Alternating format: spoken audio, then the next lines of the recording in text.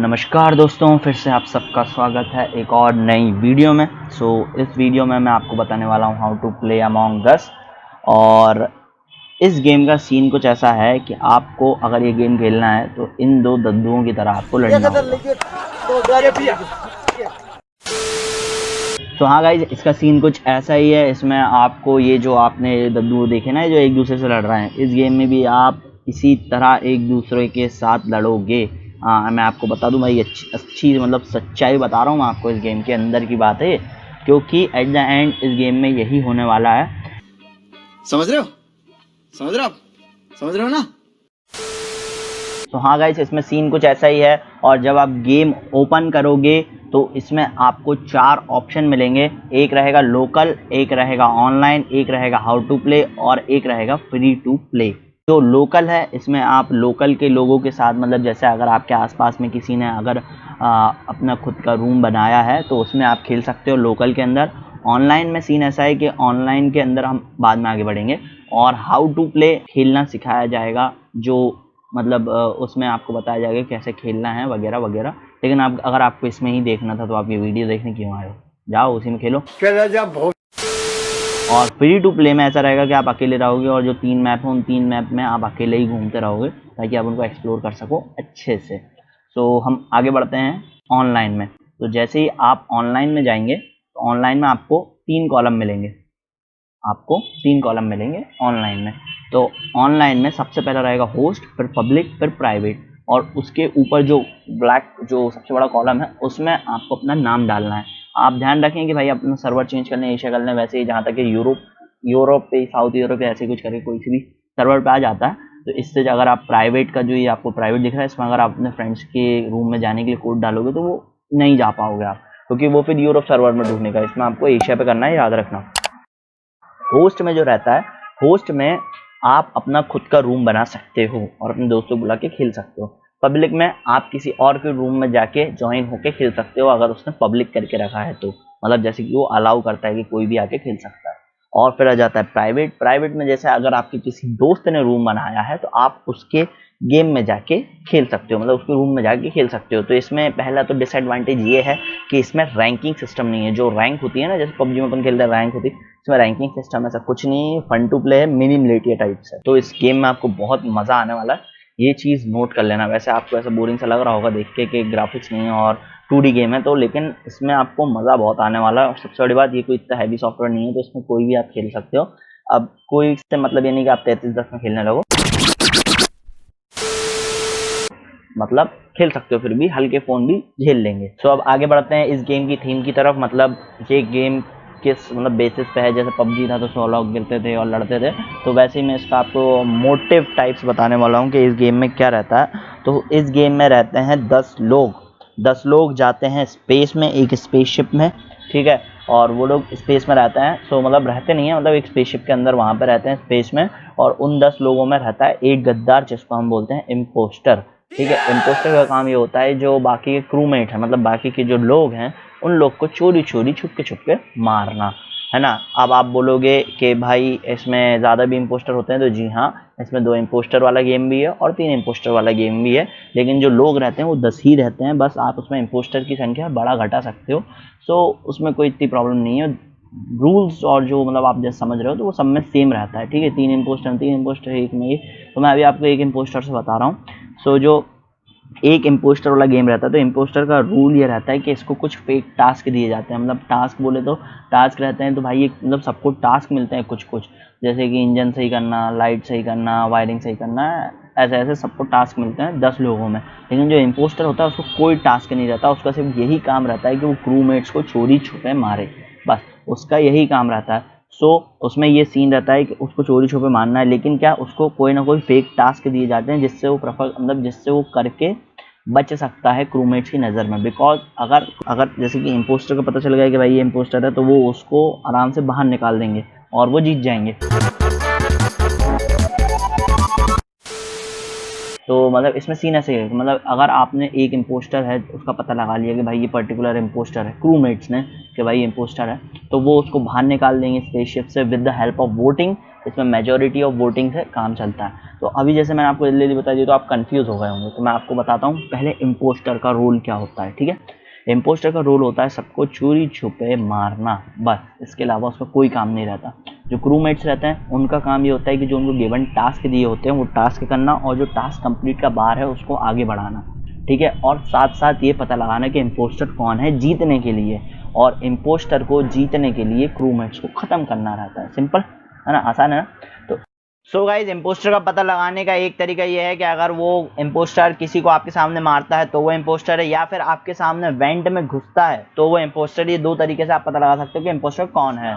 इसमें आता है एक वोटिंग पूल का रूल। अब वोटिंग पूल में ये रहता है कि जिसको मेजोरिटी ऑफ वोट्स मिलते हैं, जिसको सबसे ज़्यादा वोट्स मिलते हैं ना, मेजोरिटी ऑफ वोट्स, उसको स्पेसशिप से बाहर निकाल दिया जाता है। तो इसमें वोटिंग इम्पोस्टर भी कर सकता है, क्रूमेट्स भी कर सकते हैं। हाँ, तो इसमें सीन ऐसा रहता है कि क्रूमेट्स को पता लगाना रहता है कि उन 10 लोगों में से जो इम्पोस्टर है वो कौन है। मतलब एक टाइप से वो शर्लॉक होम्स टाइप कि आपको पता लगाना रहता है कि भाई इम्पोस्टर कौन है। अगर जैसे कि आपने सही गैस कर लिया और इम्पोस्टर को बाहर निकाल दिया स्पेसशिप से, तो भाई आप जीत जाते हो, आपकी विक्ट्री हो जाती है एज अ क्रूमेट। लेकिन अगर आप पता नहीं लगा पाते हो और इम्पोस्टर धीरे धीरे करके अगर सबको ख़त्म कर देता है तो आप हार जाते हो, जिसमें अगर जैसे आप क्रूमेट बनते हो तो, है ना। तो ये मैंने आपको बता दिया कि क्या अब इस गेम में यही सीन रहता है। अब आप बोलोगे भाई ये तो काफ़ी बोरिंग सा है, ऐसा है वैसा। भाई ये सुनने में बोरिंग लगता है भाई, अगर जब आप खेलते हो ना तो मतलब माँ कसम मज़ा आ जाता है। अगर आप अपने दोस्तों के साथ खेलते हो ना तो मज़ा आ जाता है। अब इसमें कुछ लोग बोलेंगे कि भाई इसमें जो बंदा मर जाता है वो बता सकता है, ऐसा वैसा। नहीं भाई, जो बंदा मर जाता है या फिर जिसको इम्पोस्टर मार देता है या फिर किसी इनोसेंट को हम स्पेसशिप से बाहर किक कर देते हैं मेजोरिटी ऑफ वोटिंग से। आप बोलोगे इनोसेंट को क्यों? जैसे कि भाई इसमें वोटिंग करना ही रहता है, वोटिंग के टाइम पे किसी ना किसी को निकालना पड़ता है, या तो वोटिंग स्किप करनी पड़ती है या फिर टाई होता है। ठीक है, अगर जैसे मान लो किसी ने इमरजेंसी मीटिंग बुला ली या फिर किसी ने डेड बॉडी रिपोर्ट करी, तो वो बोलेगा भाई मेरे को पर्पल कलर का बंदा लग रहा है या फिर ब्राउन कलर का लग रहा है कि इम्पोस्टर है, तो वोटिंग करके बाहर निकाल देंगे। तो इसमें कोई इनोसेंट को भी बाहर निकाल सकते हैं। जो इनोसेंट रहेगा वो भूत बन जाएगा। ओके, मरेगा नहीं वो, मतलब खेल पाएगा गेम जब भी टास्क कर पाएगा, लेकिन वो भूत बन जाएगा। सो भूत बन जाएगा तो उसका काम ऐसा रहेगा कि वो इधर उधर से घूम के टास्क कर सकता है, ना वो वोटिंग कर पाएगा ना वो चैटिंग कर पाएगा। अब आप बोलोगे भाई चैटिंग, तो भाई इसमें वॉइस चैट नहीं है, इसमें आप वॉइस चैट नहीं कर सकते हो, सिर्फ चैट बॉक्स में लिख के टाइप करके बता सकते हो। ठीक है, बहुत हल्का गेम है यार, इसलिए कह रहा था। तो जो आप चैट करके लिख के बता सकते हो, लेकिन फिर आप बोलोगे भाई वो तो भूत है और लिख के बता सकता है। नहीं, भूतों को इजाज़त नहीं है कि वो चैट लिखें और बोलें या फिर बताएं कि इम्पोस्टर कौन है। तो मतलब एक तरीके से वो म्यूट हो जाते हैं, मतलब ना कुछ कर सकते हैं ना किसी से बात कर सकते हैं, कुछ नहीं, भूत बनने के बाद। ठीक है, अब आपको ये भूत वाला फंडा क्लियर हो गया। अब जैसे अपन इम्पोस्टर को बाहर निकाल दिया तो भाई अब जीत जाओगे। क्यों? क्योंकि इम्पोस्टर जो था, जो गद्दार था, उसको हमने मार दिया, तो गेम यहाँ ख़त्म हो जाता है ना। तो अब इसी गेम की स्टोरी यही रहती है। अब मैं आपको इसमें एक चीज़ बताता हूँ, मेजॉरिटी ऑफ टास्क क्या क्या होते हैं मैं वो टास्क बताता हूँ।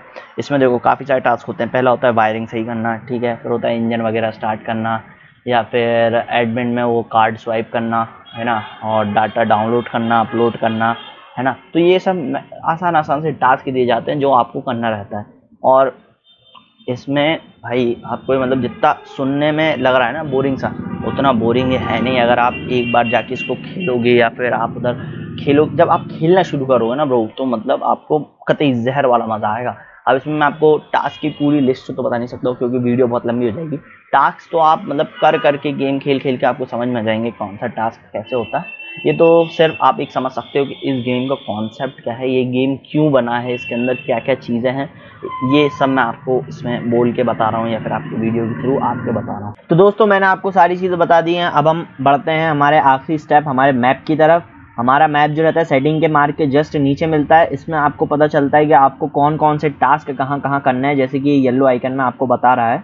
तो ये आपको क्रूमेट की तरफ से ऐसा मैप दिखता है। फिर हम बढ़ते हैं, जो एक और जो पॉइंट मिलता है इम्पोस्टर का, वो है सबॉटेज। ठीक है, और इसके अंदर आपको पावर्स मिलती हैं, एक तरीके से पावर रहती हैं जो आपको बता सकती हैं कि आप पूरे मैप में कहाँ पे गेट वगैरह बंद कर सकते हैं। जो काला मार्क किया आपको दिखा रहा है कि आप इन जगहों के मतलब गेट बंद कर सकते हैं जैसे। और फिर हम आ जाते हैं सेकंड मार्क पे, जो आपको रेड कलर का दिख रहा होगा, इसमें लिखा है O2। O2 means oxygen.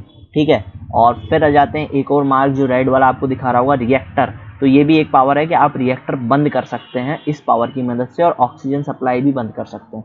फिर एक और रेड कलर का एरो होगा जो आपको इलेक्ट्रिकल में बता रहा होगा, इससे आप पूरे मैप की लाइट बंद कर सकते हैं। फिर एक और एरो होगा जो आपको कम्युनिकेशन का दिखा रहा होगा, इससे आप जो टास्क मिलते हैं ना क्रूमेट को, वो दिखाना बंद कर सकते हैं। तो इसमें जो सबसे डेंजरस आप यूज़ कर सकते हो वो है O2 और रिएक्टर। बिकॉज अगर ये दोनों चीज़ें अगर बंद नहीं करी गई, मतलब बंद नहीं करी गई, जैसे कि इनको ख़त्म नहीं किया गया, तो इनसे आप गेम जीत सकते हो। मतलब एज ए इम्पोस्टर आप गेम जीत सकते हो because of this two powers. Because reactor से इंजन बंद हो जाएगा और ऑक्सीजन से ऑक्सीजन की सप्लाई बंद हो जाएगी। तो ये जितनी भी आपको ये जो मतलब पावर्स दिख रही है ना, जैसे कि रिएक्टर, इलेक्ट्रिकल, कम्युनिकेशन और O2, इनसे आप मतलब ये एक चीज़ है जो मतलब एक्चुअली उसमें एक्ट करती हैं। तो इससे आप उन चीज़ों को कंट्रोल कर सकते हो। और जो गेट, ये जो सर्कल में एक्स बना हुआ है, इससे आप उस पर्टिकुलर एरिया के गेट्स बंद कर सकते हो। जैसे कि आप